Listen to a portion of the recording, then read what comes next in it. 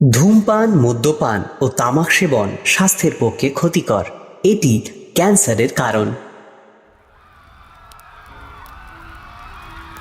চারিদিকে দাউ দাউ করে আগুন জ্বলছে।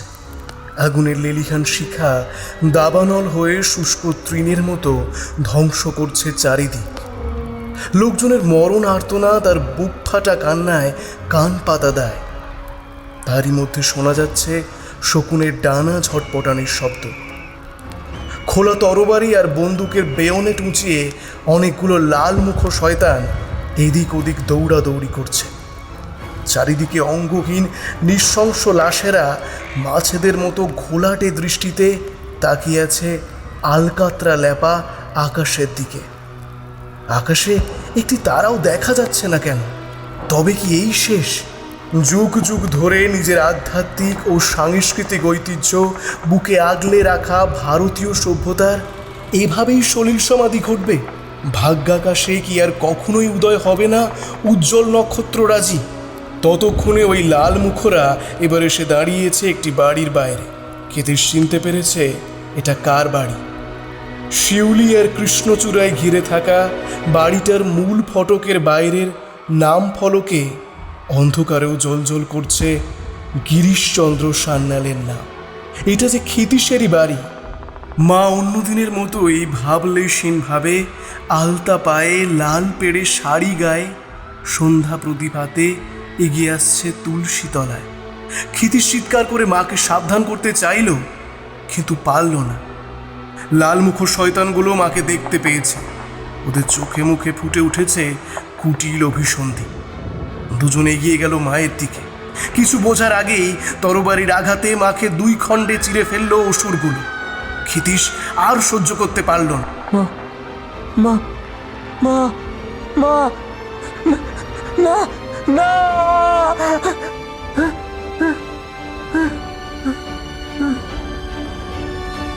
বলেই চিৎকার করে ধর ফরিয়ে উঠে বসল ক্ষিতীশ। কিন্তু কোথায় মা? কোথায় লালমুখো বাঁদরের দল? এটা যে তার নিজের ঘর, তার পালঙ্ক। আবারও তবে একই স্বপ্ন দেখল ক্ষিতীশ।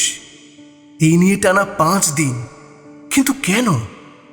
বাবাকে জিজ্ঞেস করবে এইসব নিয়ে, নাকি মাকে জিজ্ঞেস করবে একবার? ভাবতে থাকে ক্ষিতীশ।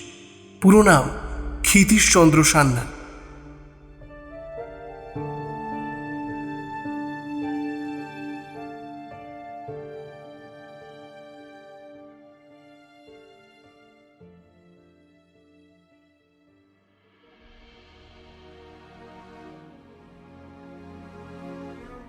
নমস্কার, ওয়েলকাম টু ফ্যাবিউলাস টেলস।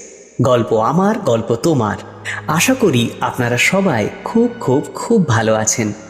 এবার আসি আজকের গল্পে। আজ আপনাদের জন্য রয়েছে একটি ভিন্ন স্বাদের প্রেমের গল্প। লেখক সুভাষিস সাঁতরার কলমে বিপ্লব তোমার জন্য।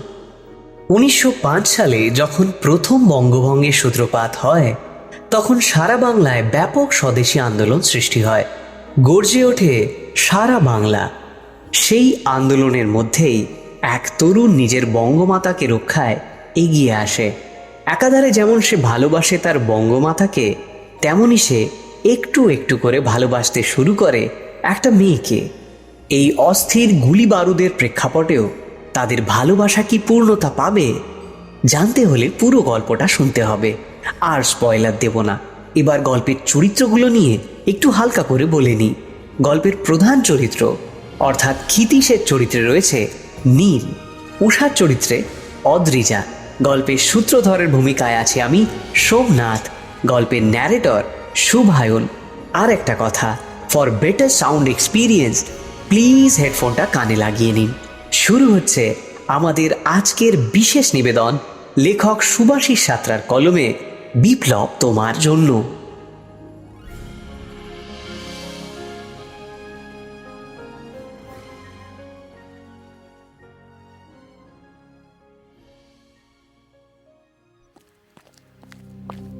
বিছানা ছেড়ে সোজা ছাদে উঠল ক্ষিতীশ। এখন আর ঘুম ধরবে না তার। আর কিছুক্ষণের মধ্যেই ভোর হবে। সূর্যোদয়ের আগে কামরাঙার মতো এই উষার আলো ক্ষিতীশের শরীর মন জুড়িয়ে দেয়। ক্ষিতীশ ছাদের ধারে দাঁড়িয়ে দূরে তাকায়। গড়াই নদীর পাড় দিয়ে সূর্যোদয় দেখতে দেখতে মনে হয় সদ্য বিবাহিতা নারীটা যেন অবগুণ্ঠন সরিয়ে মৃদুভাবে তাকিয়ে আছে। ধীরে ধীরে নদীর জল পেরিয়ে সূর্যের সোনালি আলো দিগন্ত বিস্তৃত শস্য ক্ষেতকে রাঙিয়ে দেয়। মাঠের আলপথ ধরে আড়মোড়া ভেঙে এগিয়ে চলে চাষিরা। পাখিদের কূজনে মুখরিত হয়ে যায় চারিদিক।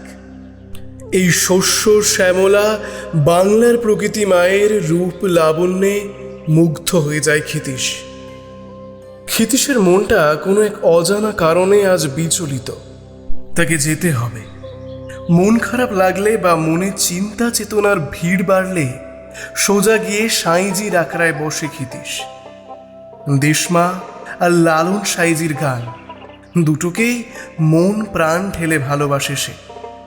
যেই ভূমিতে সাঁইজির মতো মানুষ জন্মেছিলেন, যেই ভূমিতে স্বয়ং কবিগুরুর পদধূলি পড়ে, যেই ভূমিতে জন্ম নিয়ে বাংলা মায়ের দামাল ছেলে যতীনদা একটি ছোট্ট ভোজালি নিয়ে নরখাদককে শান্তির ঘুমে শুইয়ে দিতে পারেন, সেই বাঘা যতীনের দেশে জন্মে ক্ষিতীশ নিজেকে ভাগ্যবান মনে করে।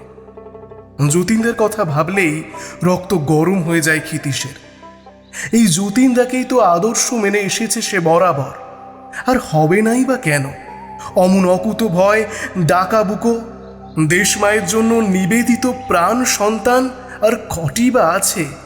কুষ্টিয়ায় যতদিন যতীনদা থাকত চুপচাপ তার সঙ্গ নিত ক্ষিতীশ।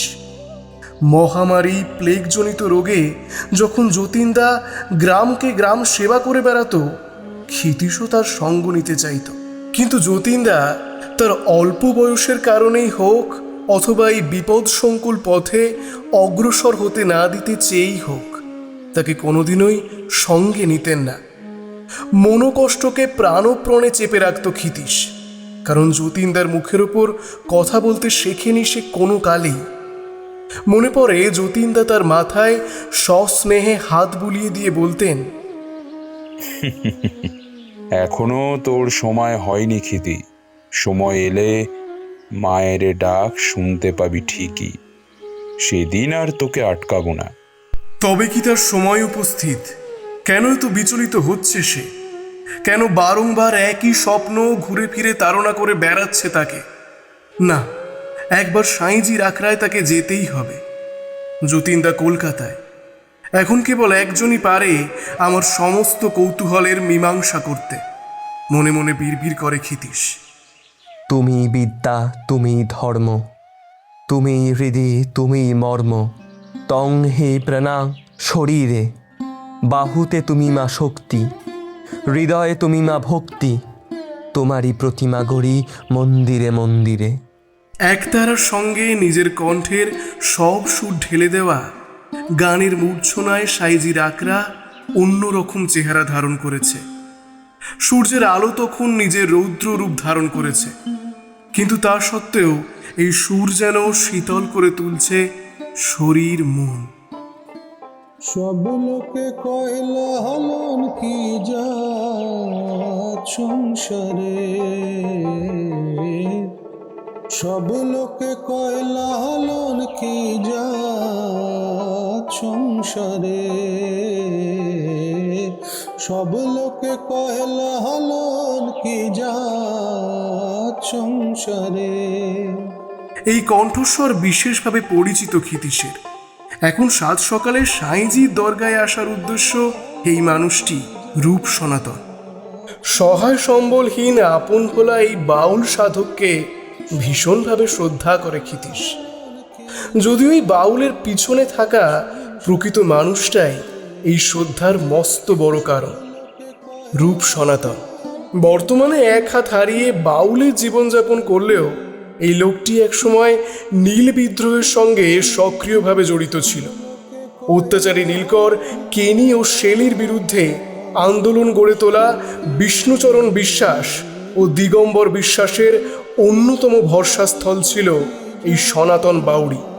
নিজের হাত হারানো ওই আন্দোলনেরই এক কুৎসিত পরিণতি।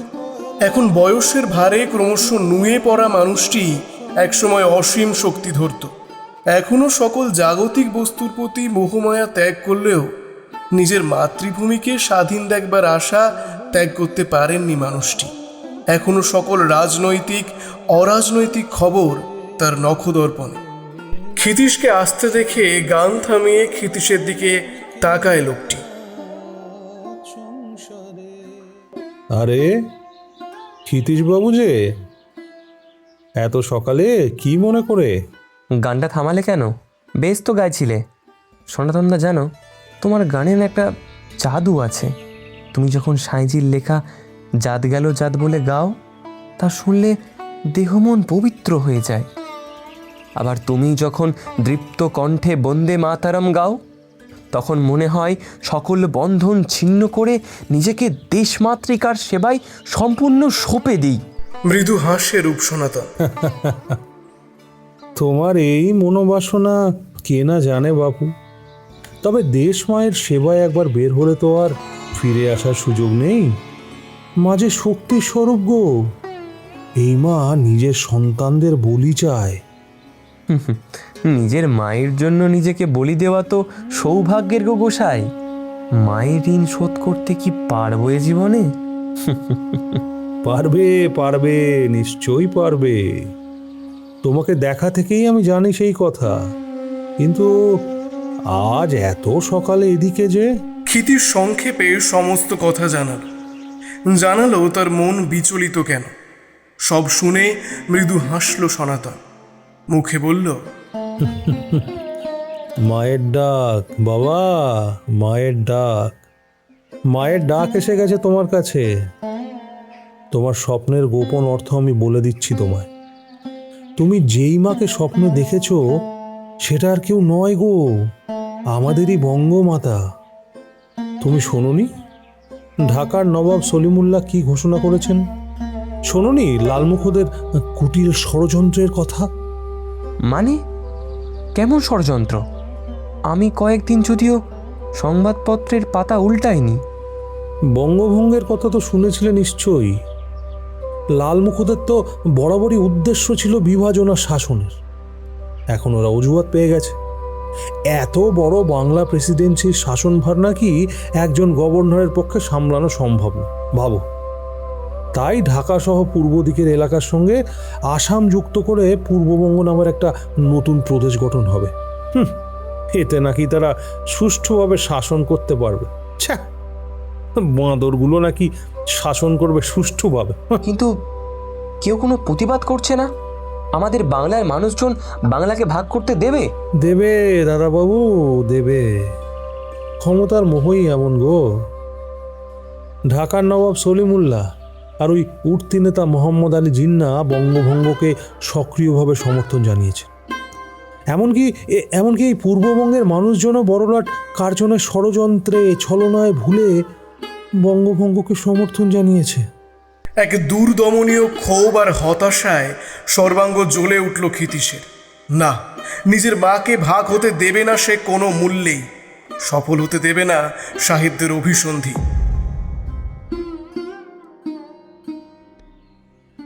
গাঢ় তমসা ধীরে ধীরে নিশ্চিহ্ন হচ্ছে। পূবের আকাশে ফুটে উঠেছে গাঢ় কমলা রং। দেহ মনকে প্রশান্ত করা হাওয়া বয়ে আসছে গঙ্গার দিক থেকে।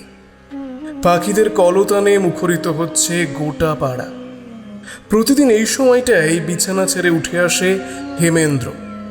মোহময়ী পরিবেশে একটু একটু করে ভাসিয়ে দেয় নিজেকে।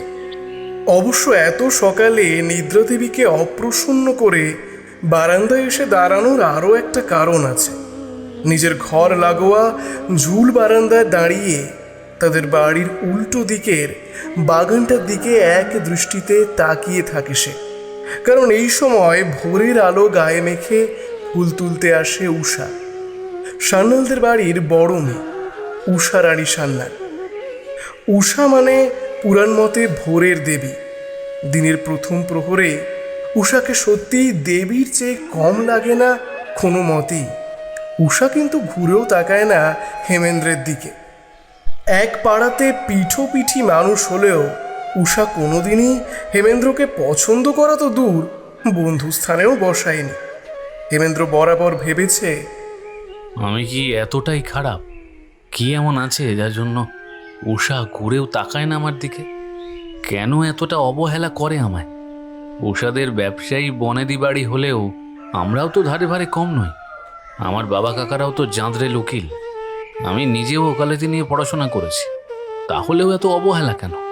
নাকি স্বর্গের দেবীদের মর্তের মানুষজনের দিকে তাকাতে নেই? একবার উষাকে সরাসরি জিজ্ঞেস করেছিল হেমেন্দ্র, জানিয়েছিল মনের কথা। উষা, আমার তোমাকে ভালো লাগে। কি ভালোবাসা?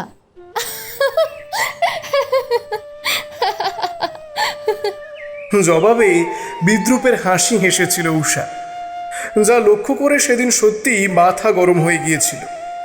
তুমি হাসছো? আমার ভালোবাসা নিয়ে তাচ্ছিল্য করছো? ভালোবাসা? ভালোবাসার অর্থ জানো তুমি? সরাসরি হেমেন্দ্রের চোখের দিকে তাকিয়েছিল উষা।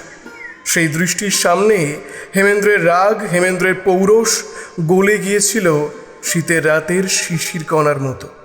আমতা আমতা করে বলেছিল, ভালোবাসা মানে?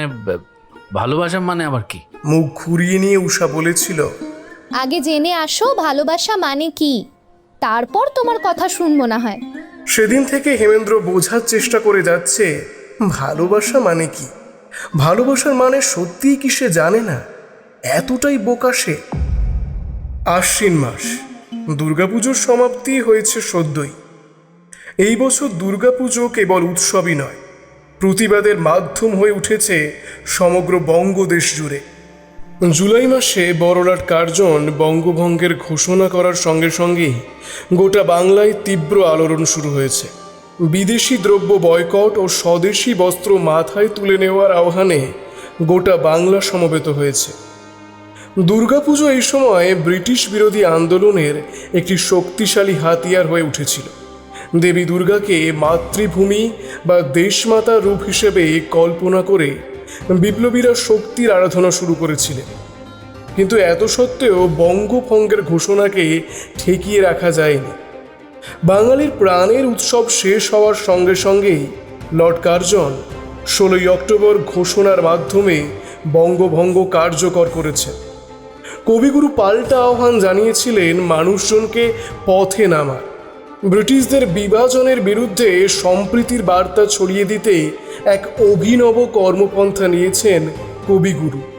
হাজার হাজার মানুষ কবিগুরুর সঙ্গে সমবেত হয়ে মা গঙ্গার জলে নিজের শরীর মনকে শুদ্ধ করে একে অপরের হাতে ভ্রাতৃত্বের চিহ্ন হিসেবে রাখি বেঁধে দিয়েছেন।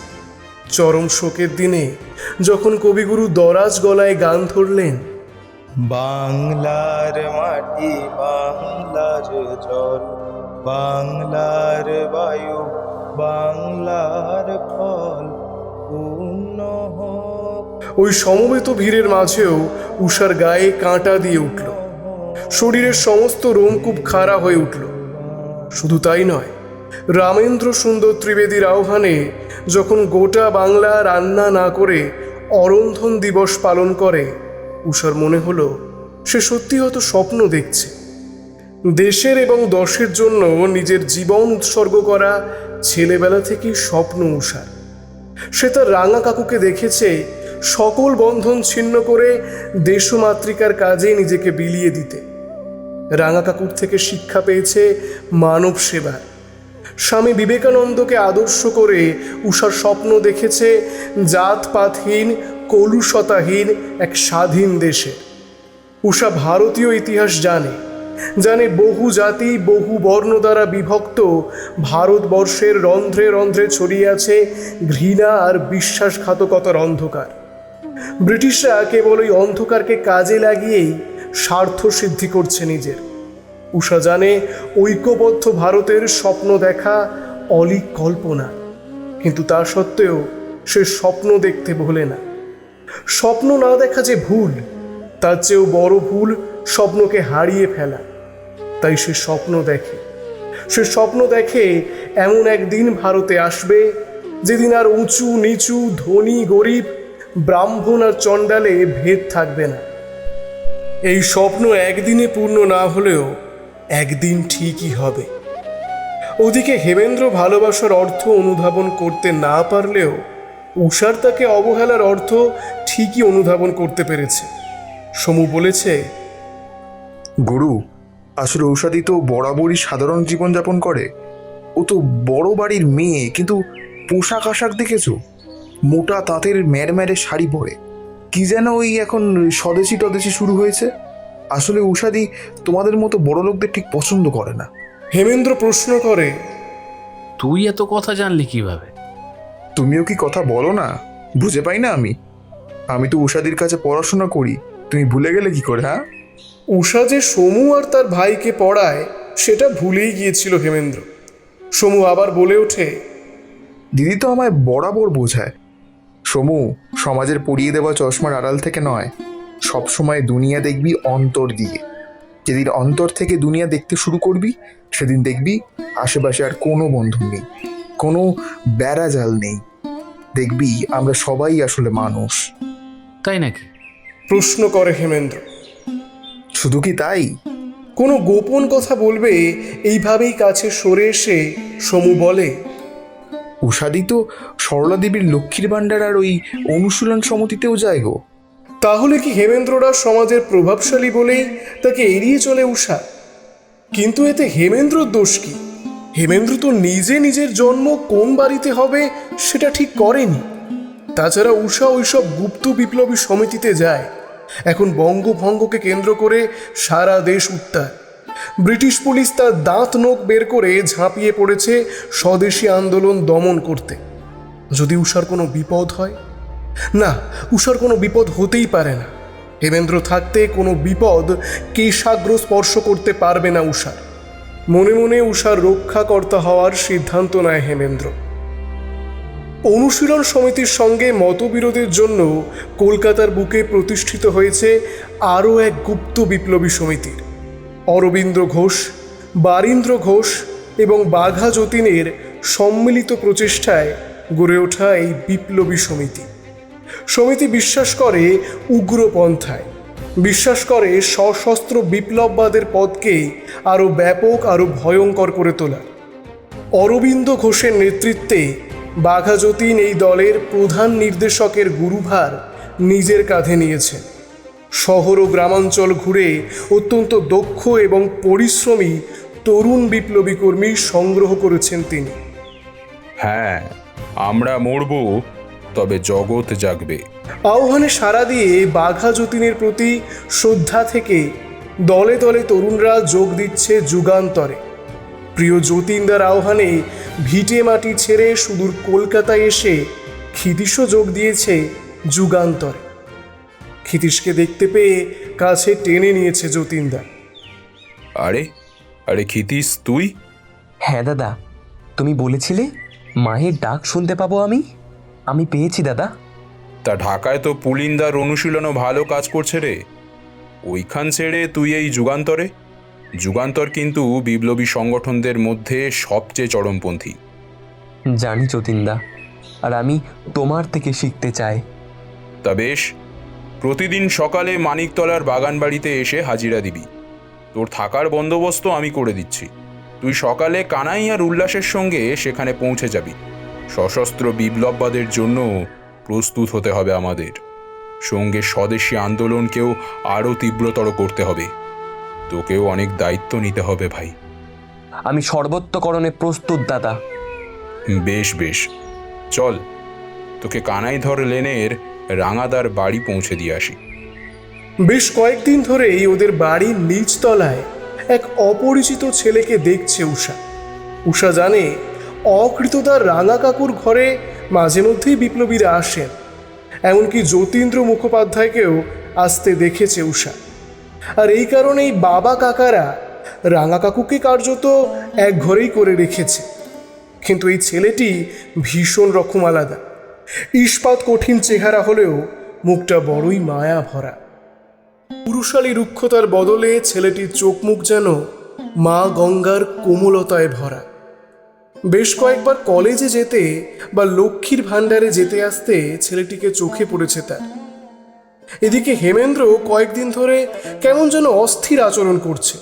উষা যেখানেই যায় তাকে অনুসরণ করে হেমেন্দ্র। এই ব্রিটিশ পেয়াদাদের মতো তার পিছু পড়ে থাকাকে একদমই পছন্দ করে না উষা। তাছাড়া নানা বিপ্লবী কর্মকাণ্ডে যুক্ত থাকে উষা, যাতায়াত করে অনুশীলন সমিতিতে। সে চায় না তার কারণে সংগঠনের কোনোরূপ ক্ষতি হয়ে যাক। মনে মনে ঠিক করেছে সে আজ যদি হেমেন্দ্র তার পিছু নেয়, সে আচ্ছা করে কটু কথা শুনিয়ে দেবে। বাড়ি থেকে বেরিয়ে কিছু দূরে যেতেই বুঝতে পারল আজও হেমেন্দ্র পিছু নিয়েছে তার। কিছু দূর দাঁতে দাঁত চেপে চলার পরে হেমেন্দ্রকে কিছু বুঝতে না দিয়েই চকিতে পিছনে ঘুরল উষা। হেমেন্দ্র অমনি মুখ ঘুরিয়ে স্থানীয় এক তেলে ভাজার দোকানে দাঁড়িয়ে যায়। কিন্তু হেমেন্দ্রের উৎকণ্ঠা আরও বাড়িয়ে উষা হাত ধরে হ্যাচকা টান মারে তার। তোমাকে একটা কথা স্পষ্ট করে বলে দিই, কেউ আমার পিছু নিক সেটা আমার একেবারেই পছন্দ নয়। কিন্তু উষা, বিপদ হতে পারে তোমার। তুমি যেসব লোকেদের... একটু ইতস্তত করে বলে ওঠে হেমেন্দ্র। ভুল হলো, যেই সব লোক নয়, ওনারা ভারত মায়ের প্রকৃত সন্তান। ওনারা আছেন বলেই বিপ্লব আছে, আর ওনাদের দেখানো পথ ধরেই স্বাধীনতা আসবে। বিপ্লব, স্বাধীনতা, এসব আকাশ কুসুম কল্পনা করো না উষা। আমি তোমাকে ভালোবাসি। তোমার পক্ষে অমঙ্গলকারী কিছু হোক আমি চাই না কোনো কালে। কিন্তু তুমি কি জানো না ব্রিটিশ পুলিশ স্বদেশীদের পাকড়াও করতে কতটা বদ্ধপরিকর? ওই রক্তচোষা হায়নার দল আগে নিজেদের তো বাঁচাক, তারপর না হয় পাকড়াও করবে বিপ্লবীদের। আর কি বলছো? অলিক কল্পনা। তোমাদের মতো উচ্চবিত্তদের বিপ্লবের স্বপ্নকে অলিকই মনে হবে যদিও। উচ্চবিত্ত বলেই কি তুমি আমায় দূরে সরিয়ে রাখো উষা? উচ্চবিত্ত হওয়া কি দোষের? না, উচ্চবিত্ত হওয়া তো দোষের নয়, কিন্তু উচ্চবিত্ত বলে সমাজের প্রান্তিক মানুষজনকে অবহেলা করাটা দোষের। রঙিন কাগজের আবডাল থেকে দুনিয়া দেখা দোষের। তুমি ওই গরিব মানুষগুলোকে চেনো না উষা। ওরা ইচ্ছা করে গরিব সেজে থাকে, আসলে কর্ম করার কোনো রকম বাসনা নেই ওদের। তাই কতটুকু জানো তুমি আমাদের দেশ সম্পর্কে, এই সমাজ সম্পর্কে? তুমি জানো কলুয়াটোলায় কতটা ঘিঞ্জি আর অস্বাস্থ্যকর পরিবেশে পশুদের খামারের মতো মানুষজন গাদাগাদিভাবে বসবাস করে? তুমি জানো হেস্টিংস এলাকা প্রশাসনিক এলাকা হওয়া সত্ত্বেও এখানে কুলি বাজারে কিভাবে আলো বাতাসের স্পর্শ ছাড়া গোরস্থানের মতো পরিবেশে ছোট ছোট ঝুপড়ি বানিয়ে মানুষজন রোগের সঙ্গে নিত্য সহবাস করছে? রেশের মাঠের ঘোড়াদের মল আর রাস্তার ধারে জমা করা সভ্য সমাজের আবর্জনার সঙ্গে দীর্ঘদিনের অবহেলিত নর্দমার নোংরা মিশে ওই এলাকা দিনের বেলায় নরক গুলজার হয়ে থাকে, পুঁতি গন্ধে ভরে থাকে। আসলে আমাদের মতো সভ্য সমাজের প্রতিনিধিরা যাবতীয় সুযোগ সুবিধা ভোগ করলেও এইসব সাহেবদের ভাষায় ব্ল্যাক টাউন বা স্থানীয় ভারতীয়দের বসতি এলাকাগুলো, বিশেষ করে উত্তর ও মধ্য কলকাতার বড় একটি অংশ, ন্যূনতম নাগরিক সুযোগ সুবিধা থেকে বঞ্চিত হয়ে আছে। তুমি জানতে সেটা? উষার কথায় মাথা নিচু করে দাঁড়িয়ে থাকে হেমেন্দ্র। উষা অবহেলায় মুখ ফিরিয়ে চলে যেতে উদ্যত হলে হেমেন্দ্র সাহস করে বলে ওঠে, কিন্তু উষা, আমি যে তোমাকে ভালোবাসি। আগে দেশকে ভালোবাসতে শেখো হেমেন্দ্র, শেখো দেশের মানুষকে ভালোবাসতে। দেশের মানুষজনকে ভালোবাসতে পারলে আমি তোমায় গ্রহণ করব। বলেই উষা বেরিয়ে গেল। ওদিকে অনুশীলন সমিতি এবং যুগান্তর দলের নেতৃত্বরা অনুধাবন করেছে গীতার গুরুত্ব। ঋষি অরবিন্দ ঘোষ ঘোষণা করেছেন বিপ্লবীদের এক হাতে গীতা আর এক হাতে অস্ত্র তুলে নিতে হবে। যতীনদা যুগান্তরের তরুণদের দায়িত্ব দিয়েছেন এলাকা এলাকায় সাধারণ মানুষকে গীতা প্রদান করা। সেই মতো উষা এবং সরলা দেবীর আদর্শে উদ্বুদ্ধ হয়ে কয়েকজন মেয়ে গীতা প্রদান করছিল। তখনই প্রদানকারীদের মধ্যে এক ঝলক দেখেছিল সেই ছেলেটিকে। ওই গাঢ় দিঘির মতো চোখ দুটিকে ভিড়ের মধ্যেও চিনে নিতে অসুবিধা হয়নি উষার। ঠিক তখনই ঘটল এক অভূতপূর্ব ঘটনা। উষাদের কিছু বুঝবে উঠবার আগেই একদল দেশি সিপাহী লাঠি নিয়ে তেড়ে এলো ভিড় লক্ষ্য করে। এলো পাথারি লাঠি চার্জ করতে লাগলো। উষা জানে এই দেশীয় আজ্ঞাবহ দাসেরা বাচ্চা বুড়ো ছেলে মেয়ে কাউকেই রেয়াত করেন না। ভিড়ের মধ্যে থাকা প্রত্যেককেই নিজেকে বাঁচাতে ছত্রভঙ্গ হয়ে পড়ল। উষাও ছুটল সম্মুখে, কিন্তু বেশি দূর যাওয়া হলো না তার। সে একবার তার পিছনে কেউ আসছে কিনা সেটা দেখবার জন্য ঘাড় ঘুরিয়েছিল, আর ঠিক তখনই স্তব্ধ হয়ে তাকিয়ে দেখল একটি বৃদ্ধ মানুষ বোধ করি ছুটে পালিয়ে যেতে গিয়ে পড়ে গেছে এবং একটি 5 কিংবা 6 বর্ষীয় শিশুকে বুকে আগলে ধরে আছে। আর ব্রিটিশ পুলিশরা কালান্তক জমের চেহারা নিয়ে মারতে উদ্যত হয়েছে তাদের। উষা আর পারল না, এগিয়ে যেতে লাগলো বৃদ্ধর দিকে। কিন্তু তার যাওয়ার আগেই উষা অপার বিস্ময়ে সচকিত হয়ে দেখল রাঙা কাকুর বাড়িতে থাকা সেই অপরিচিত ছেলেটি ব্রিটিশ পুলিশ আর বৃদ্ধের মাঝখানে এসে দাঁড়িয়েছে। 2 হাত প্রসারিত করে আগলে দাঁড়িয়েছে পথ। সে এখন যেন এক মানব ঢাল। তাকে অতিক্রম করে এক চুলো ক্ষতি করা যাবে না সেই ভুলণ্ঠিত মানুষটি। উষা তাকিয়ে দেখল 4-5টি ব্রিটিশ পুলিশ দাঁত মুখ খিঁচিয়ে এগিয়ে গেল তার দিকে। জবাবে বন্দে মাতরম, বন্দে মাতরম, বন্দে মাতরম, বন্দে বলে রণহুঙ্কার উঠল।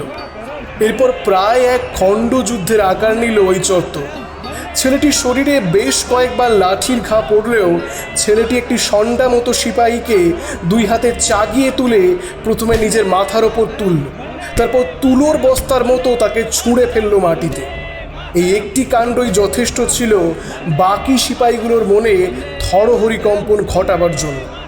ব্রিটিশদের নফরগুলো ভয়ে দৌড়ে পালাল। তাদের দৌড়ানো দেখে হেসে ফেলল উষা। সে জানে শাসকের পোশাক গায়ে তুললেও এদের মতো ভীতু আর দুটো হয় না। ছেলেটি কিং কর্তব্য বিমূঢ় হয়ে পড়ে থাকা সেই বৃদ্ধ লোকটিকে তুলল মাটি থেকে। তারপর পাশে এলোমেলোভাবে পড়ে থাকা গীতাটিকে তুলে ধরল মায়ের সামনে যেমন সন্তানকে তুলে ধরে ঠিক তেমনই মমতায়। ধুলো ছেড়ে বইটি পরম যত্নে তুলে দিল লোকটির হাতে। বন্দে মাতরম, বন্দে মাতরম, বন্দে মাতরম।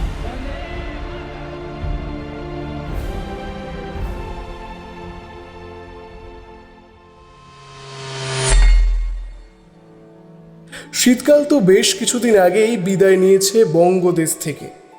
তাহলে হঠাৎই উষার শীত করছে কেন? কেন স্থাণুবৎ হয়ে দাঁড়িয়ে থাকা অবস্থায় এক বিন্দুও নড়তে পারছে না সে? কেন ছেলেটির দিকে সারাক্ষণ তাকিয়ে থাকতে ইচ্ছা করছে? তবে কি উষা সূর্য অস্তমিত যাওয়ার সময় থেকে গাঢ় কালো অন্ধকার নেমে আসা পর্যন্ত যে সময়টুকুকে সঠিকভাবে অনুধাবন করলে কঠিন মন খারাপের অসুখও নিরাময় হতে বাধ্য, কেউ যদি সঠিকভাবে গোধূলি বেলার সেই মাহেন্দ্রক্ষণ প্রত্যক্ষ করেন, তাহলে দেখে থাকবেন একটা সূক্ষ্ম গোলাপি চাদর ধীরে ধীরে পশ্চিম দিক থেকে উড়ে এসে পথ ঘাট নদী নালা থেকে শুরু করে সমগ্র প্রকৃতিকে আচ্ছাদিত করে ফেলে। আর সকাল থেকে অক্লান্ত পরিশ্রম করে চলা পথিকগণ যেন এই মায়াবী আলোয় মোহগ্রস্ত হয়ে হাঁটা লাগায় নিজের বাড়ির দিকে। এই সময় সমগ্র চরাচরে এক অপার্থিব নিস্তব্ধতা গ্রাস করে। মাঝে মধ্যেই এক মৃদু অথচ মিষ্টি হাওয়া পাক খেতে খেতে এসে শরীর মন সতেজ করে তোলে। উষা বাড়ি থাকলে এই সময়টাই এসে দাঁড়ায় তাদের ছাদে, তাকিয়ে থাকে আলো আধারিতে ঘেরা তাদের পাড়াটার দিকে। আজও তেমন দাঁড়িয়েছিল উষা। হঠাৎ কানে এলো কেউ যেন পরিবেশের মোহময়তাকে কয়েক গুণ বাড়িয়ে দিয়ে যেন এক অপার্থিব মিষ্টি সুরে গাইছে লালন গোসাইয়ের গান। চিনি পইতে প্রমাণ বামন, চিনি পইতে প্রমাণ বামনি চিনি কি করে, সব লোকে কয় লালন কি যা সংসারে। কে গাইছে এমন অদ্ভুত কণ্ঠে? শুনে তো পুরুষ কণ্ঠ বলে মনে হচ্ছে। আমাদের পাড়ায় কেউ গান গায় বলে তো কখনো শুনিনি। তাহলে কি রাঙা কাকুর বাড়ির সেই ছেলেটা? ভাবতেই কেমন যেন শরীর মন শিহরিত হলো উষা। সিঁড়ি দিয়ে দ্রুত নেমে এগিয়ে গেল রাঙা কাকুর বাড়ির দিকে। যত এগোলো ছেলেটির স্বর আরো স্পষ্ট হতে থাকলো। ছেলেটি তখনও গান গেয়ে চলেছে। দিলে হয় মুসলমান।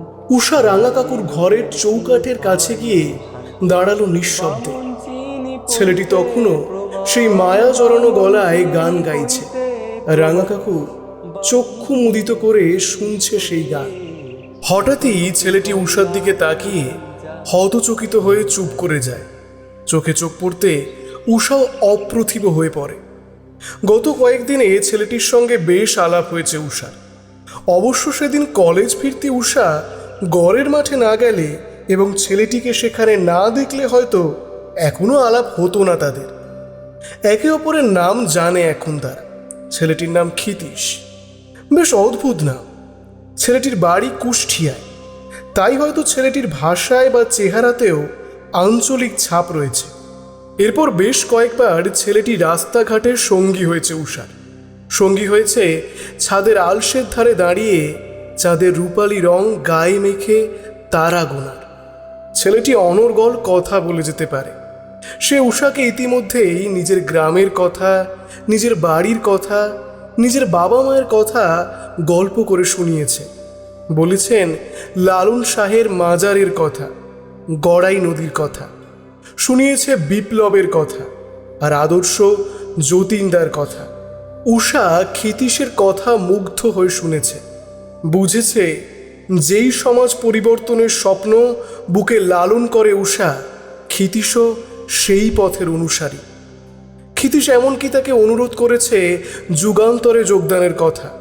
উষা একদিন আক্ষেপ করে বলেছিল, আমাদের সমাজে এখনো মেয়েদের ব্যাকা চোখে দেখা হয়। রাজা রামমোহন রায় বা বিদ্যাসাগর মহাশয় মেয়েদের কুপ্রথা থেকে রক্ষা করেছেন ঠিকই, কিন্তু এখনো মেয়েদের অধিকার প্রতিষ্ঠিত হয়নি, আর বোধ করি হবেও না। ঘরে বাইরে সর্বত্রই মেয়েদের বিধি নিষেধের বেড়া জালে জড়িয়ে রাখা হয়। এমনকি মেয়েরা যে বিপ্লবের জন্য, নিজের দেশের জন্য সর্বত্র বলিদান দিতে পারে তাও মনে করা হয় না। এমন নয়, এখন তো বিপ্লবী সমিতিতেও মেয়েরা যোগদান করছে। সেটা তো ওই নামমাত্রই। অনুশীলন সমিতিতে মেয়েরা সক্রিয়ভাবে যোগদান করতে পারে না। কিন্তু যুগান্তরে পারবে। তুমি যুগান্তরে যোগ দেবে রানী? যতীনদা বলেছে আসন্ন সশস্ত্র বিপ্লবে ছেলে মেয়ে ভেদ করা হবে না। যতীনদা বলেন নারী শক্তি ছাড়া সমাজ যে অচল। রানী? ছেলেটা আমাকে রানী বলে ডাকলো। পুরো নাম উষা রানী হলেও কেবলমাত্র তার দাদু তাকে ডাকত রানী নামে। ক্ষিতীশের এই সম্বোধনে এক অন্যরকম ভালো লাগা কাজ করে উষার মনে। কিন্তু বিপ্লবী সমিতির গুপ্ত কথা যে কাউকে বলতে নেই, তুমি তা জানো না? প্রশ্ন করে উষা। জানি রানী, জানি, কিন্তু তোমায় কেন জানি না ভরসা করতে ইচ্ছা করে। হয়তো বেশি দিনের আলাপও নয়, কিন্তু তোমাকে আমার বহুদিনের পরিচিত মনে হয়। এক স্বভাব বিরুদ্ধ হাসি খেলে যায় উষার মুখে। মাঝে মাঝে মায়ের জন্য বড্ড মন কেমন করে ক্ষিতীশের। ক্ষিতীশ জানে না সে যেই পথে অগ্রসর হয়েছে সেই পথের অন্তিমে তার বাড়ির রাস্তায় গিয়ে মিলবে কিনা। ক্ষিতীশ জানে না সে কোনোদিনও নিজের বাড়িতে ফিরতে পারবে কিনা। কিন্তু চিত্তের দুর্বলতাকে প্রশ্রয় দেওয়া চলবে না। চিত্তের দুর্বলতাকে প্রশ্রয় দিলে সে লক্ষ্যভ্রষ্ট হয়ে পড়বে যে। তবুও মাঝে মাঝে এই অবসাদ গ্রাস করে। এই বিশাল শহরে তার নিজের বলতে কিছুই নেই, একমাত্র রানী ছাড়া। রানী মেয়েটি বড়ই অদ্ভুত, অসম্ভব সাহসী আর দৃঢ় চেতা হওয়া সত্ত্বেও মেয়েটির হৃদয়ে কি অসম্ভব মমতায় পরিপূর্ণ। গরিব দুঃখী মানুষজনের জন্য সর্বস্ব লুটিয়ে দিতেও কুণ্ঠিত করে না মেয়েটি। এমনকি নিজের জীবনের কথা চিন্তা না করে কুষ্ঠ রোগীদের শুশ্রূষা করতেও দুইবার ভাবে না মেয়েটা। অপরিচিত মানুষজনকে কি সহজে আপন করে নেয়, ঠিক যেমন আপন করে নিয়েছে ক্ষিতীশকে। আর সমাজ এবং বিপ্লব সম্পর্কে কি অসাধারণ চিন্তা চেতনা মেয়েটা। ক্ষিতীশ মনে মনে ভাবে, ভারত মাতা বা মা চণ্ডীর কি অংশ থাকে প্রতিটি মেয়ের মধ্যে? হবে হয়তো, নইলে এত শক্তি ধরা কি সম্ভব কোনো মানুষের পক্ষে? ক্ষিতীশ কি ভালোবেসে ফেলেছে উষাকে? এটাকে কি ভালোবাসা বলে? জানে না ক্ষিতীশ। ওদিকে ক্ষিতীশকে দেখলেই কেমন দুর্বল হয়ে পড়ছে উষা আজকাল। ক্ষিতীশকে চোখের আড়াল হতে দেয় না সে। উষা শুনেছিল চার্লস টেগার্ট সাহেব ব্রিটিশ পুলিশের গোয়েন্দা বিভাগের দায়িত্ব পাওয়ার সঙ্গে সঙ্গেই স্বদেশীদের জন্য স্বয়ং জমের ভূমিকায় অবতীর্ণ হয়েছে। রাস্তাঘাটে যাকে তাকে বিনা প্ররোচনায় সন্দেহের বশে তুলে নিয়ে যাচ্ছে সাহেব পুলিশ। এমনকি পাষণ্ড টেগার্ট ডাফ কলেজের পুরনো ভবনে টর্চার সেল তৈরি করেছে বিপ্লবীদের ওপর অমানসিক অত্যাচার করার জন্য। লোকজন এই সেলের গাল ভরা নাম দিয়েছে জমপুরি। তো সেই দিন পুলিশ রাস্তা থেকে হঠাৎই তুলে নিয়ে গিয়েছিল ক্ষিতীশকে, কোনো পরোয়ানা ছাড়াই, কেবল সন্দেহের বশে লাঠি পেটা করে আধমরা করে ফেলেছিল। রাঙা কাকুর মুখে শুনে আগু পিছু কিছু না ভেবেই উষা দৌড় দিয়েছিল পুলিশ স্টেশনে। ক্ষিতীশের আধমরা অবস্থা দেখে কেঁদে ফেলেছিল উষা। আচ্ছা, ছেলেটিকে কি ভালোবেসে ফেলেছে উষা? যে উষা কোনোদিন কারুর বিপদে বিচলিত হয়নি, সে এমন করে কেঁদে ফেলছে কেন? কেনই বা সেদিন যখন হেমেন্দ্র তার পথ আগলে দাঁড়িয়েছিল প্রশ্ন করেছিল, উষা, তুমি ওই নতুন ছেলেটির সঙ্গে অত মেলামেশা করো কেন? তুমি কি তোমাদের বাড়ির ওই নতুন ছেলেটিকে ভালোবাসো? হ্যাঁ, ভালোবাসি। তাতে তোমার কি? সত্যি কি তবে ক্ষিতীশকে ভালোবাসে উষা? জানে না, সে জানে না। দিন দিন কেমন এক দুশ্চিন্তা গ্রাস করছে ক্ষিতীশকে। কতদিন মাকে চোখের দেখা দেখেনি ক্ষিতীশ। মা ভালো আছে তো? আর পরিবারের সকলে? মায়ের দেখা পাবে কি আর এই জন্মে? ঘর ছেড়ে এসেছিল মাকে মিথ্যা কথা বলে। মাকে বলেছিল, মা মা আমি তো কাজের সন্ধানে যাচ্ছি, ঠিক ফিরে আসবো। ওখানে তো আমাদের যতীনদা বড় দপ্তরে কাজ করে গো। মা বলেছিল, কোনো বিপদে জড়াবি না বাবা, আমি কিন্তু তোর পথ চেয়ে বসে থাকবো। আচ্ছা, মা কি সত্যিই তার পথ চেয়ে বসে থাকবে? বাবা যদিও আন্দাজ করতে পেরেছিল কিছু একটা। ক্ষিতীশকে বিদায় জানাবার আছিলায় কাছে এসে বলেছিল, বিপ্লবের পথ অগ্নি পরীক্ষার পথ বাবা। এই পথে তপ্ত পায়ে তোকে হেঁটে যেতে হবে সামনের দিকে, শুধুই সামনে। যদি কোনোদিন পরিবারের জন্য মন খারাপ লাগে, মায়ের জন্য কষ্ট হয়, জানবি এই গোটা দেশ তোর পরিবার, আর দেশ মা, তোর নিজের মা। তুই কিছু ভাববি না বাবা, তুই দেশ মায়ের প্রতি কর্তব্য পালন কর। আমি বাড়ির দায়িত্ব সামলাচ্ছি। সমিতিতে কাজ না থাকলে মাঝে মধ্যে বাগবাজার ঘাটে এসে উপস্থিত হয় ক্ষিতীশ। উষাই একদিন দেখিয়েছিল এই ঘাটের হদিশ। মা গঙ্গার শীতল স্পর্শে খুব সহজেই দেহ মন জুড়িয়ে যায়, অন্তরের মলিনতা ধুয়ে যায়। তবে আজ এখানে সে এসেছে একটি বিশেষ প্রয়োজনে। কদিন ধরে অন্তরের মধ্যে থেকে যে অন্তর্দ্বন্দ্ব চলছে তার থেকে মুক্ত হতে উষাকেও ডেকেছে সে। বলতে হবে, আজ তাকে মনের সব কথা বলে দিতে হবে। আসলে আজকাল এক বিশেষ দায়িত্ব পেয়েছে ক্ষিতীশ।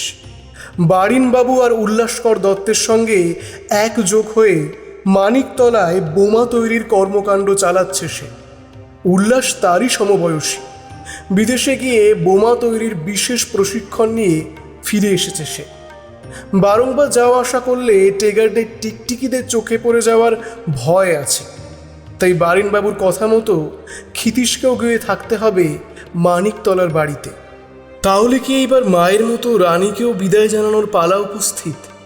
এর আগে মাকে ছাড়া কোনো মেয়ের এতটা কাছে আসেনি ক্ষিতীশ, এতটা ভালো লেগে যায়নি আর কোনো মেয়েকে। ভালোবাসা কি এইভাবেই হয়? জানে না সে, শুধু জানে রানীকে ছেড়ে যেতে হবে বলে কেমন একটা তোলপাড় হচ্ছে তার হৃদয়ে। তাই এই তোলপাড় হওয়া হৃদয়কে শান্ত করতে হবে তাকে। মনে পড়ে রূপ সনাতন গোসাই বলতেন, মন শান্ত না থাকলে কার্যসিদ্ধি হয় না গো, কার্যসিদ্ধি হয় না। গঙ্গার দিক থেকে একটা জলো হাওয়া পাক খাইয়ে উঠছে। সেই হাওয়ার দাপটে এলোমেলো করে তুলছে উষার চুলগুলি। গোধূলিবেলার সূর্যের গোলাপি আভা গঙ্গার জলকে খানিক অবহেলা করে এসে পড়েছে উষার মুখে। গঙ্গার জল যেন হঠাৎই খুব আলোড়ন সৃষ্টি করেছে। শুধুই কি গঙ্গার জল, ক্ষিতীশ টের পেল এই আলোড়ন শুরু হয়েছে তার বুকেও। এক মুহূর্তের জন্য তার মনে হলো লড়াই, বিপ্লব, স্বাধীনতা এই শব্দবন্ধগুলো ভীষণ ক্ষুদ্র ভালোবাসা নামক বস্তুটির থেকে। কি দেখছো আমার দিকে ওভাবে? ক্ষিতীশের দিকে কৌতূহল নিয়ে তাকায় উষা। দেখছি এই পৃথিবীতে মনুষ্যরূপে জন্ম নিলে দেবীকে ঠিক কতটা সুন্দর লাগে। কথাটা বলে ফেলে নিজেই হতচকিত হলো ক্ষিতীশ। আজ কি হয়েছে তার? মৃদুভাষী তার যেন আগলই থাকছে না কোনো। আচ্ছা হয়েছে, তা আজ হঠাৎ আমায় এখানে আসতে বললে যে? সলজ্জ দৃষ্টিতে তাকায় উষা। জানি না রানী, কেন ডাকলাম জানি না, শুধু জানি আজ না বললে বড্ড দেরি হয়ে যাবে যে। দেরি হয়ে যাবে কেন? তুমি কি কোথাও চলে যাবে? হয়তো হয়তো তোমার সঙ্গে দেখা হবে না আমার, তাই আজ ডেকে পাঠালাম তোমায়। আজ আমার মন হালকা করার দিন। যেই পথে আমি যাচ্ছি সেই পথে যাবার আগে তোমার থেকে বিদায় নেওয়া আবশ্যক। উষার দিকে চোখে চোখ রেখে বলে ক্ষিতীশ। তুমি কি বলছো বুঝছি না, কিন্তু তোমার কথা আমি শুনতে চাই। বলো, কি বলবে? রানী, রানী আমি জানি না ভালোবাসা কি, বা ভালোবাসা হয় কিভাবে। আমি শুধু এইটুকু জানি, গরুই নদীর তীরে যেমন শান্তি পেতাম, যেমন শান্তি পাই মা গঙ্গার শীতল ছায়ায়, যেইভাবে শান্তি পাই গোসাইয়ের গানে, যেইভাবে শান্তি পাই বন্দে মাতারাম ধ্বনিতে, ঠিক তেমনই শান্তি পাই তোমার সান্নিধ্যে আসলে। তোমার মুখের দিকে তাকালে সকল দুশ্চিন্তা, সকল ভাবনা ভুলে যায় নিমেষেই। মনে স্বাদ জাগে, তোমার ওই হাত দুটো ধরে জীবন কাটিয়ে দিই। এটাকে ভালোবাসা বলে কি জানা নেই, শুধু জানি তোমার উপস্থিতি আমার জীবনে স্থলপদ্মের মতো স্নিগ্ধ, সূর্যের প্রথম আভার মতো উজ্জ্বল, বিপ্লবের মতো সত্য। বিপ্লব আর ভালোবাসা কি একসঙ্গে পাওয়া যায় রানী? বোধ করি নয়, বোধ করি দুটি দুই মেরুর। তবে আমি উপলব্ধি করেছি এই দুই বিপরীত মেরুর মধ্যেও একটা মিল আছে জানো। বিপ্লবের জন্য যেমন চরম আত্মত্যাগ লাগে, লাগে সমর্পণ, ভালোবাসার জন্য তাই লাগে রানী। এই জীবনটা বিপ্লবের জন্য উৎসর্গ করে দিয়েছি রানী। কিন্তু কিন্তু পরজন্ম বলে যদি সত্যিই কিছু থাকে, তবে তবে আমাদের কি পুনরায় দেখা হবে রানী? স্তব্ধ হয়ে অপলক তাকিয়ে থাকে উষা ক্ষিতীশের দিকে। তার দুই চোখ জলে ভরে ওঠে। আমিও তোমাকে ভালোবাসি ক্ষিতীশ। ভালোবাসা কি আমিও বিশেষ বুঝি না, কিন্তু বুঝি আমার প্রতিটা স্বপ্ন, প্রতিটা ক্ষণে শুধুই তুমি আছো। আমি পরের জন্ম বলে কিছুতে বিশ্বাস করি না। আমি বিশ্বাস করি একটা জন্মে, আর এও বিশ্বাস করি এই জন্মে আমার শরীর, মন সবটা জুড়ে শুধু তুমি থাকবে। ক্ষিতীশ লোকলজ্জা ভুলে সম্পূর্ণ বিস্মিত হয়ে জড়িয়ে ধরে তার রানীকে। গঙ্গার শীতল হাওয়া পাক খেতে থাকে তাদের শরীর দুটো ঘিরে। আর একটা কথা তোমায় বলার আছে রানী।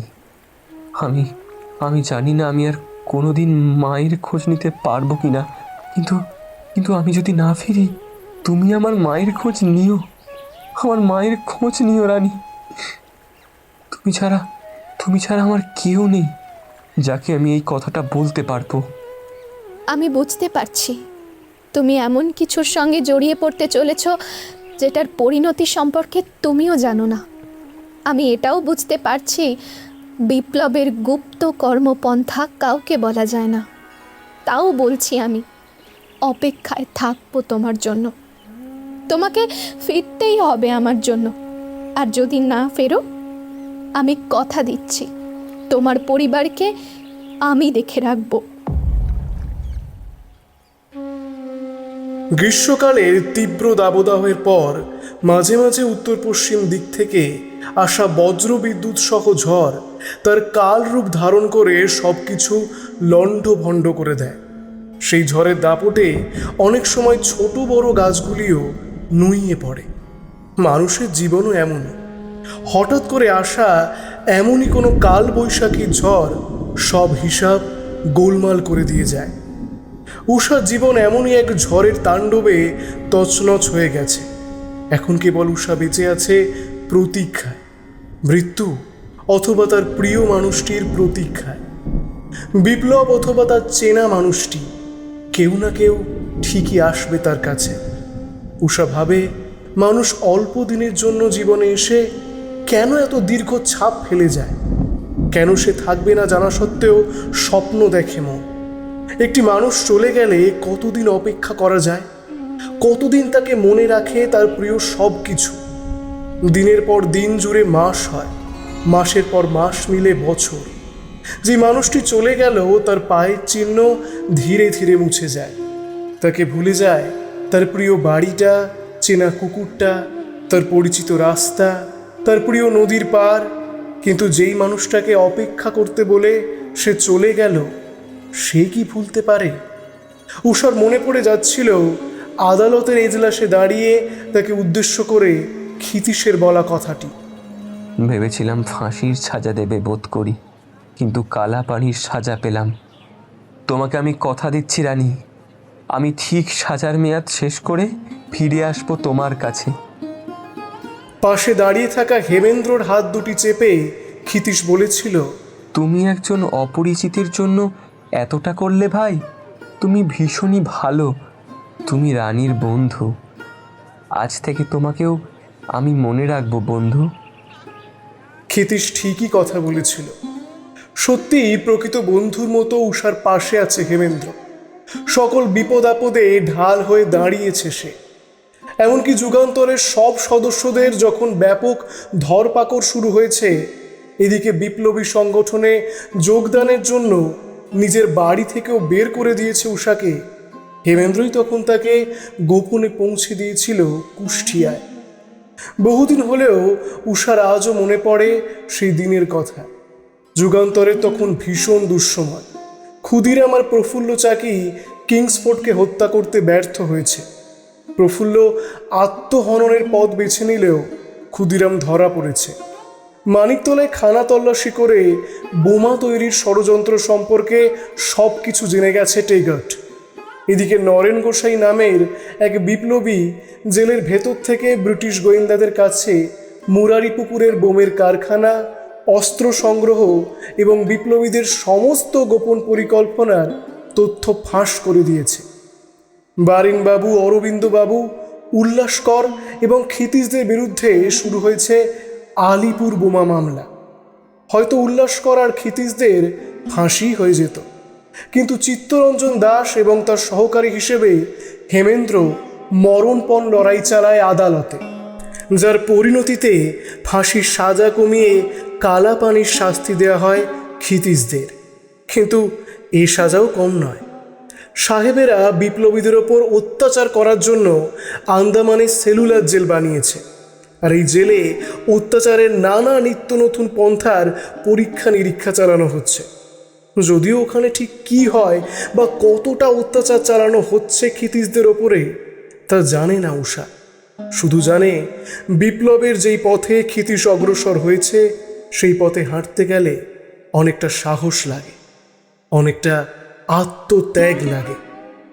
আত্মত্যাগ কি উষা করছে না? করছে তো। সব কিছু ছেড়ে এক অজানা অচেনা জায়গায় পড়ে আছে উষা, শুধু ক্ষিতীশকে দেওয়া প্রতিশ্রুতি রাখতে। ক্ষিতীশের মা বাবার দেখভাল করতেই থেকে গেছে সে এই অচেনা জায়গাটিতে, ক্ষিতীশের বন্ধুর পরিচয় দিয়ে। যদিও ক্ষিতীশের স্মৃতি বিজড়িত এই গ্রামটিকেই আপন লাগে উষার। ক্ষিতীশের কথা মতো সে মাঝে মাঝে গিয়ে দাঁড়ায় ছাদে, মুগ্ধ হয়ে দেখে আশেপাশের প্রকৃতিকে, যেমন করে দেখত ক্ষিতীশ এক সময়। ক্ষিতীশ বলেছিল, আমার সঙ্গে আমার বাড়ি গেলে তোমাকে ছাদ থেকে দেখাবো আমাদের গোটা গ্রামকে। দেখবে শস্য শ্যামলা আমাদের বঙ্গ প্রকৃতিকে। উষা মাঝে মাঝে গিয়ে দাঁড়িয়েছে গড়ুই নদীর তীরে, লালন গোসাইয়ের আখড়ায়। আর পথ চেয়ে থাকে একদিন নিশ্চয়ই নিজের গ্রামের চেনা পথ ধরে তার কাছে এসে দাঁড়াবে তার প্রিয় মানুষটি। কিন্তু কোথাও শান্তি পায়নি উষা। উষা ক্ষিতীশরা যেই স্বপ্ন দেখত সেটা পূর্ণ হয়েছে আজ। উষা জানে ক্ষিতীশদের পথ ধরেই তাদের আত্মবলিদানেই স্বাধীনতা এসেছে। সূর্য অস্তমিত যাওয়ার সময় থেকে গাঢ় কালো অন্ধকার পর্যন্ত নেমে আসা যে সময়টুকু, তাকে সঠিকভাবে অনুধাবন করলে কঠিন মন খারাপেরও অসুখ নিরাময় নিতে বাধ্য। মাঝে মাঝে এক মৃদু অথচ মিষ্টি পাক খাওয়া প্রকৃতির এই অনুপম স্নিগ্ধ রূপের সাথে কেবল তুলনা চলে সুরম্য কানন বা নন্দন কাননের।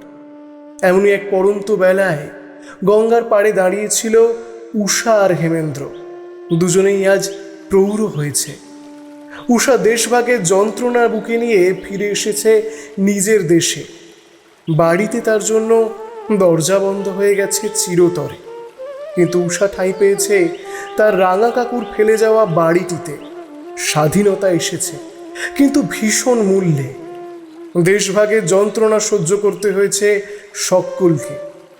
একসময় বঙ্গভঙ্গ রোধ করার জন্য যেই বলিদান দিয়েছিল ক্ষিতীশরা, আজ সেই বিভাজনের উদ্যত তরবারি দুটুকরো করে বিভক্ত করেছে ভারত মাকে।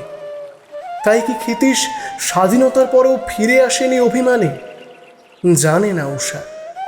ক্ষিতীশ কি বেঁচে আছে? এখনো কি উষার মুখ চেয়ে অপেক্ষায় আছে মুক্তি লাভের? ক্ষিতীশের সঙ্গী উল্লাসও ফিরে এসেছে বহু আগেই। ক্ষিতীশ কি ফিরবে না কোনো দিনই?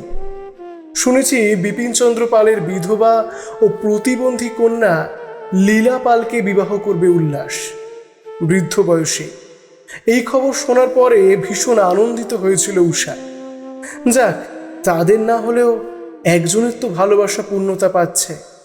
অন্তত একজনের জীবনে বিপ্লব আর ভালোবাসা দুটোই পূর্ণতা পাচ্ছে।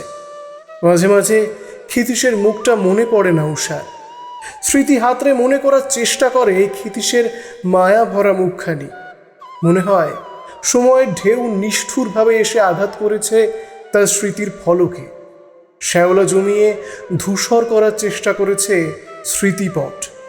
কিন্তু নিয়তির এই নিষ্ঠুর খেলায় উষা হারবে না। যার কথা ভেবে সে গোটা জীবন কাটিয়ে দেওয়ার সংকল্প নিয়েছে, এই অন্তিম সময় এসে তাকে ভুলে যাবে উষা? যদি ক্ষিতীশ ফিরে আসে, তাহলে কিভাবে ক্ষিতীশের সামনে যাবে সে? উষার মনে পড়ে যায় ক্ষিতীশের বলা কথাগুলো। বিপ্লবীদের ভয় করা মানায় না রানী, বিপ্লবীদের ক্লান্ত হতে নেই। একটা গোটা জীবন অনিশ্চয়তার সঙ্গে কাটিয়ে দেওয়া কেবল একটা প্রতিজ্ঞাকে সম্বল করে, এটাই বা বিপ্লবের চাইতে কম কি? না, ক্লান্ত হবে না উষা। সে প্রতিজ্ঞাবদ্ধ। তাই যখনই মনে হয় সময়ের ঢেউ এসে আঘাত আনছে তার প্রতিজ্ঞায়, তখনই ফেলে আসা স্মৃতিকে উজ্জ্বল করতে গঙ্গার তীরে এসে দাঁড়ায় উষা। মা গঙ্গা তার জীবনের যেটুকু সংক্ষিপ্ত অধ্যায় সব কিছুর সাক্ষী থেকেছে। মনে পড়ে একসময় এখানেই সে দেখা করত ক্ষিতীশের সঙ্গে। এখানেই ক্ষিতীশ তার প্রিয় রানীকে জানিয়েছিল মনের কথা। একসময় এখানেই লোকলজ্জার ভয় কাটিয়ে নিজেকে সম্পূর্ণ আগলমুক্ত করে উষা জড়িয়ে ধরেছিল ক্ষিতীশকে। সে বহুকাল আগের কথা। মনে মনে হাসে উষা।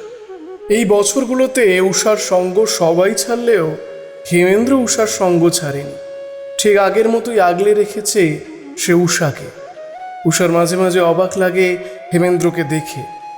কি ধাতুতে গড়া এই লোকটা! উষা কোনোদিন তাকে ভালোবাসবে না জেনেও নিঃস্বার্থভাবে ভালোবেসে গেছে তাকে। নিজে অকৃতদার হয়ে আগলে গেছে গোটা জীবন ধরে। উষা কি হেমেন্দ্রের জীবন ধ্বংস করে দেয়নি? বোধ করি দিয়েছে। এই জন্যই অনুতাপের আগুনে দগ্ধ হয় সে। হেমেন্দ্র বলেছিল, ভয় নেই উষা, আমি বন্ধুত্ব ছাড়া অন্য কোনো অধিকার দাবি করব না তোমার কাছে। কথা রেখেছে হেমেন্দ্র। মনে পড়ে উষা, তুমি একবার বলেছিলে ভালোবাসার অর্থ অনুধাবন করতে। আমি আজ বুঝি ভালোবাসা মানে কি। হঠাৎই আজ বলে ওঠে হেমেন্দ্র। তাই কাষ্ঠ হাসি হাসে উষা। হ্যাঁ, আমি জানি ভালোবাসা নিজের আরাধ্য দেবতাকে উপাসনার মতোই পবিত্র। ভালোবাসতে গেলে নিজেকে সম্পূর্ণ সমর্পণ করা প্রয়োজন। আর আমি তোমাকে দেখে বুঝেছি সেই আত্মত্যাগ কতটা গভীর হতে পারে।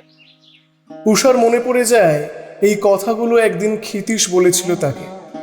আসলে মানুষ ছেড়ে গেলেও মানুষের বলা কথাগুলো, মানুষের স্মৃতিগুলো থেকে যায় সঙ্গে। উষার মনে হয় বিপ্লব হোক বা মানুষ, কোনো কিছুরই মৃত্যু হয় না আসলে। হৃদয়ে চির অক্ষয় হয়ে থেকে যায় দুটোই। আর এদিকে হেমেন্দ্র ভাবে, ভালোবাসা বুঝি এমনই, কোনো স্বার্থ ছাড়া, কোনো প্রাপ্তি ছাড়াই নিজেকে সমর্পণ করে যায় জীবন দিয়ে। উষাকে দেখে ভালোবাসা শিখেছে হেমেন্দ্র। হেমেন্দ্র জানে না ক্ষিতীশ আদেও বেঁচে আছে কিনা বা কোনোদিন ফিরবে কিনা। শুধু এই জানে এই অন্ধকার জীবনে উষা ভালোবাসার প্রদীপ জেলে জীবনের বাকি কয়েকটা দিনেও অপেক্ষা করে যাবে ক্ষিতীশের। আসলে ভালোবাসা হোক বা বিপ্লব, দুটোই আত্মবলিদান কামনা করে। আর উষা সেই আত্মবলিদান দিয়ে নিজের জন্য সর্বোচ্চ আসন প্রতিষ্ঠা করে দিয়েছে। কিছু কিছু ভালোবাসা হয়তো প্রাপ্তির চেয়ে অপ্রাপ্তিতেই সার্থক। ইতিহাসে হয়তো কোনোদিন স্থান পাবে না উষা আর ক্ষিতীশের কাহিনী, স্থান পাবে না হেমেন্দ্রের আত্মবলিদান। হয়তো ইতিহাসের কালগর্ভে বিলীন হয়ে যাবে তারা।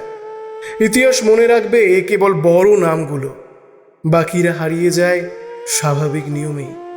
কেবল আজ থেকে বহু বছর পরে যখন মানিকতলার বোমা তৈরির ইতিহাস পড়বে মানুষ, জানবে বঙ্গভঙ্গ পর্বে স্বদেশী আন্দোলনের কথা, তখন হয়তো খ্যাতনামা মানুষের ভিড়ে টিমটিম করে জ্বলতে থাকবে ক্ষিতীশের নাম। আর ভবিষ্যতে যখন কোনো যুগল নিজেদের ভালোবাসার কথা প্রকাশ করবে এই গঙ্গার তীরে, তখন গঙ্গার স্নিগ্ধ পবিত্র হাওয়া ফিসফিসিয়ে গল্প শোনাবে ক্ষিতীশ আর উষার অপূর্ণ থেকেও চির অক্ষয় হয়ে যাওয়া প্রেম কাহিনীর।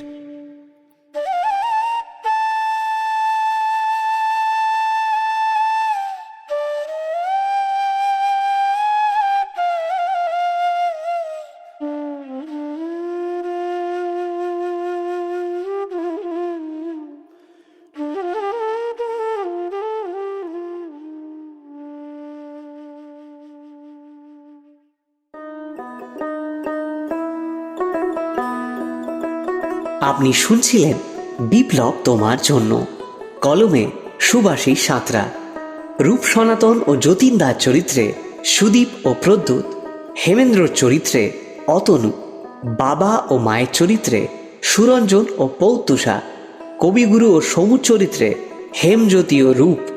গল্পের অডিও অ্যাডাপ্টেশন ও স্ক্রিপ্টে সৌরভ ও তুফান, সাউন্ড অ্যারেঞ্জমেন্ট ও সাউন্ড এফেক্টসে রাজ ও গোড়া। তাহলে আজ আপাতত এ পর্যন্তই। সবাই নিজেদের অনেস্ট ওপিনিয়ন অবশ্যই কমেন্ট সেকশনে জানিয়ে যাবেন। ভালো লাগলে সাবস্ক্রাইব করবেন ও হাইপ করতে ভুলবেন না কিন্তু। সবাই সুস্থ থাকুন ও ভালো থাকুন, আর সর্বোপরি গল্পে থাকুন। শুভরাত্রি।